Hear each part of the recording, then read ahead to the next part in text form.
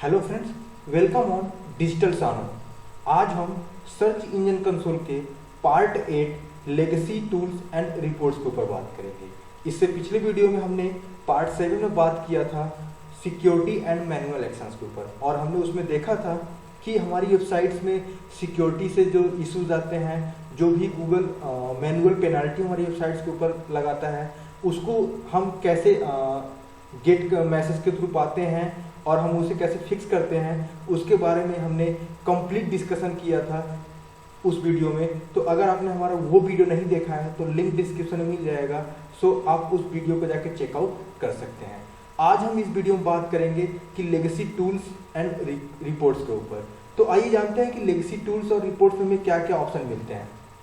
तो आप जैसे ही सर्च इंजन कंसोल में स्क्रॉल डाउन करके आते हैं, यहाँ पे आपको सिक्योरिटी मैनुअल एक्शंस के नीचे जस्ट मिलेगा लेगेसी टूल्स एंड रिपोर्ट्स। यहाँ पे आपको 3 ऑप्शंस मिलेंगे, international targeting, messages and web tools. तो इसमें 3 ऑप्शन है, हम 1 बाय 1 करके डीप में बात करेंगे सारे 3 ऑप्शन के ऊपर। तो फर्स्ट हमारा है इंटरनेशनल टारगेटिंग। ये होता क्या है? तो international targeting you can say कि इंटरनेशनल एसईओ। इंटरनेशनल एसईओ की जब बात आती है तो हम इस केस में इंटरनेशनल टारगेटिंग का यूज करते हैं, जिसे आप जियो टारगेटिंग भी कहते हैं। तो आइए देखते हैं इसमें होता क्या है। तो आप जैसे ही इस ऑप्शन पे क्लिक करेंगे इंटरनेशनल टारगेटिंग के ऊपर, तो एक आपको नई विंडो के ऊपर ये लैंड कराएगा, जहां पे आपको कुछ ये स्क्रीन शो होगा। यहाँ पे आप देख रहे होंगे, ये आपको मेक श्योर कर लें कि आप जिस भी ईमेल आईडी से आपका सर्च इंजन कंसोल है, उसी ईमेल आईडी से आप लॉगिन होने चाहिए। उसके बाद आपको यहाँ पे मेक श्योर करना है कि क्या आप जिस प्रॉपर्टी के लिए यहाँ पे चेक कर रहे हैं वही प्रॉपर्टी यहाँ पे सिलेक्टेड है या फिर दूसरी प्रॉपर्टी है। तो वहाँ पे आप वो प्रॉपर्टी देख लें। फिर यहाँ पे आपको देखने को मिलेगा इंटरनेशनल टारगेटिंग में 2 चीज, एक लैंग्वेज और दूसरा कंट्री। लैंग्वेज की बात होती है कि आपकी वेबसाइट किस लैंग्वेज के लिए चल रही है। अभी हमारी वेबसाइट किसी लैंग्वेज के लिए नहीं चल रही है, तो यहाँ पे शो कर रहा है कि your site has no hreflang tags. It means हमारी वेबसाइट पे कोई भी hreflang टैग नहीं लगा हुआ है, जिसलिए यहाँ पे ये हमारा नोटिफिकेशन दे रहा है कि कोई भी लैंग्वेज गेट नहीं कर पा रहा है। दूसरा है कंट्री का। ये कंट्री का ऑप्शन बेसिकली क्या होता है कि आपकी जो भी वेबसाइट है, आपका टारगेट कंट्री कौन सा है। जैसे मेरा टारगेट कंट्री है इंडिया, तो यहाँ पे हमने इंडिया को सेलेक्ट किया हुआ है। हो सकता है कि आपकी टारगेट कंट्री कुछ और हो, अमेरिका हो, पाकिस्तान हो, फ्रांस हो, जर्मनी हो, वॉट एवर एनीथिंग, मतलब जो भी कंट्री होगा, आपका टारगेट कंट्री आपको पता होना चाहिए। तो आप यहाँ से ये ऑप्शन पे टिक करके आप जैसे इस ड्रॉप डाउन पे क्लिक करेंगे, यहाँ पे आपको कंट्रीज की लिस्ट मिल जाएंगी। आप जिस भी कंट्री में टारगेट करना चाहते हैं अपनी वेबसाइट्स को, वहां से चूज कर सकते हैं। और उस पर क्लिक करके आप जैसे ही यहाँ पे करेंगे क्लिक, जैसे सपोज मैंने इंडिया पे क्लिक कर दिया, तो इसे अनचेक करूंगा तो ये बोलेगा सेव करने के लिए, तो आपको सिंपली सेव कर देना है। तो ये क्या होगा, आपका जो वेबसाइट है वो उस कंट्री के लिए यहाँ पे सेट हो जाएगा। तो ये था हमारा इंटरनेशनल टारगेटिंग। अब हम इसमें एक हमारा ऑप्शन दिया था hreflang टैग, तो इसके बारे में हम थोड़ा सा आपको एक्सप्लेन करना चाहेंगे। हालांकि मैं ज़्यादा एक्सप्लेन नहीं कर पाऊंगा क्योंकि ये बहुत लॉन्ग टॉपिक है डिस्कस करने के लिए, जिसमें बहुत कुछ है सीखने के लिए, लेकिन मैं थोड़े से शब्दों में बता के आपको एक्सप्लेन करना चाहता हूँ कि hreflang होता है क्या है। बेसिकली hreflang हम तब यूज करते हैं जब हमें मल्टीपल लैंग्वेजेस के लिए, मल्टीपल कंट्रीज के लिए हमें टारगेट करना होता है। जैसे सपोज हमारी वेबसाइट का कोई पेज है जो हमारा कंटेंट तो सेम है, बट हमें उसे अलग अलग डिफरेंट कंट्रीज में टारगेट करना है। तो उस केस में क्या करते हैं, हम hreflang टैग के थ्रू उस वेबसाइट पेज में एक टैग यूज करते हैं, जिसका भी सिंटैक्स क्या होता है मैं शो करूंगा। बेसिकली यहाँ पहले जान लेते हैं कि hreflang टैग का यूज क्यों करते हैं। बेसिकली हम गूगल को एक इंडिकेशन देते हैं कि ये सेम पेज नहीं है, हम जो हमारा ये कंटेंट है सेम है, बट हम इसे मल्टीपल कंट्रीज के लिए हमने बनाया है। तो हमारा ये hreflang जो टैग होता है बेसिकली ये गूगल को इंडिकेशन देने के लिए होता है बेसिकली कि हमारा कंटेंट सेम हो सकता है, बट हम इसे टारगेट मल्टीपल कंट्रीज में कर रहे हैं, जिसके लिए हमने ये पेज क्रिएट किया हुआ है। तो आइए देखते हैं कि इसका सिंटैक्स क्या होता है बेसिकली। तो अगर यहाँ पे आप देख पा रहे होंगे तो इसका सिंटैक्स बेसिकली कुछ इस टाइप का होता है, जो हमने गूगल के इमेज के थ्रू समझने की कोशिश करेंगे।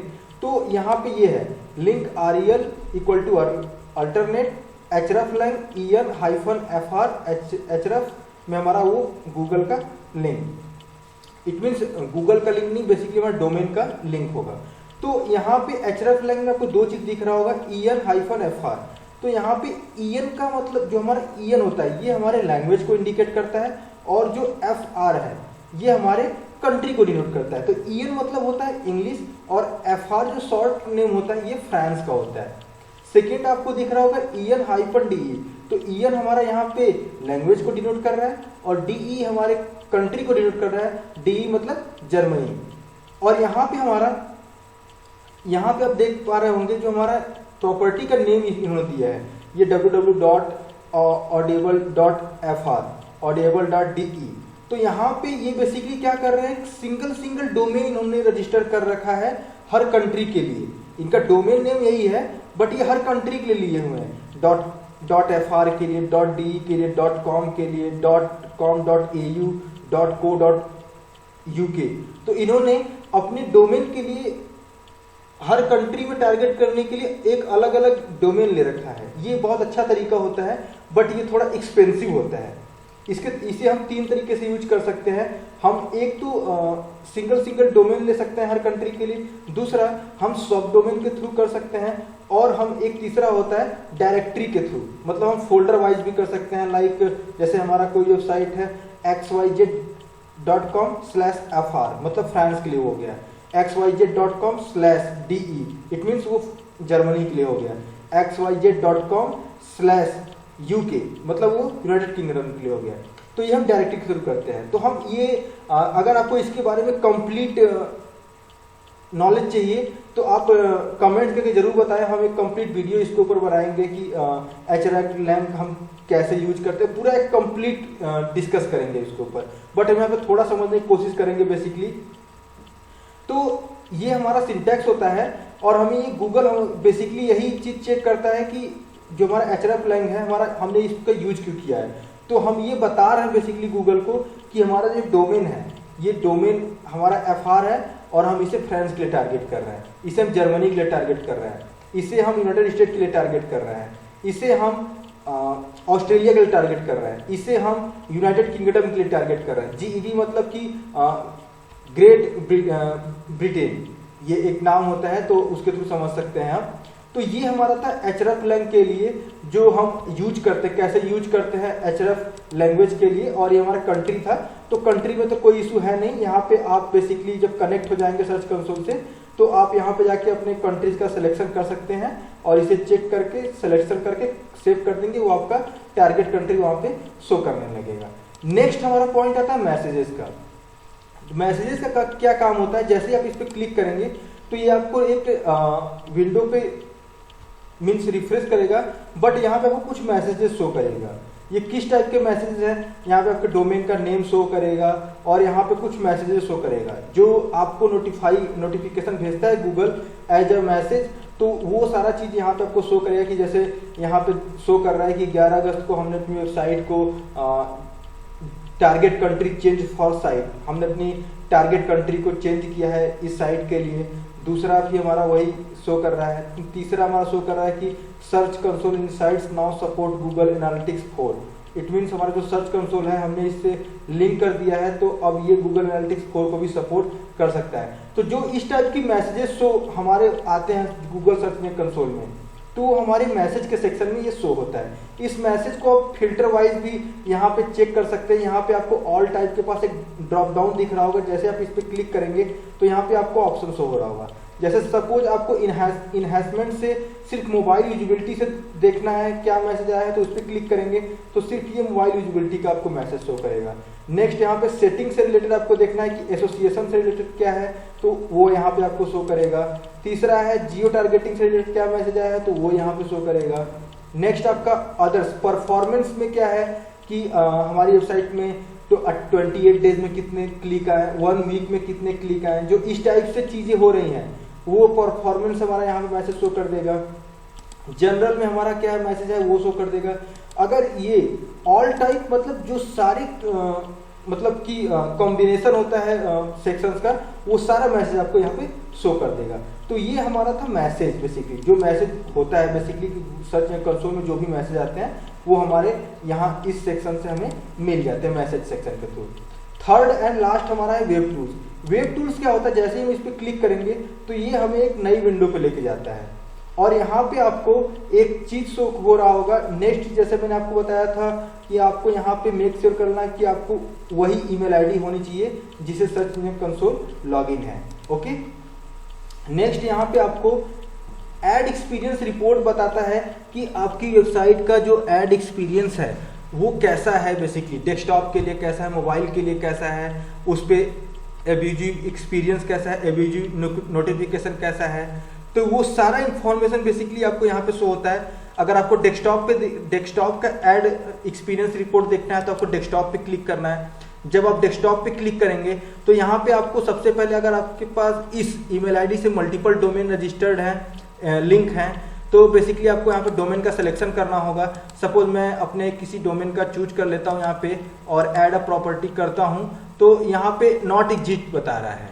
ओके, अगर हम यहाँ पे क्लिक कर लेते हैं तो ये भी हमारा नॉट एग्जिस्ट बता रहा है। नेक्स्ट हमारा मोबाइल के लिए, तो ये बेसिकली एक रिपोर्ट आपको बताएगा कि आपके वेबसाइट का रिपोर्ट बेसिकली एक्सपीरियंस कैसा है।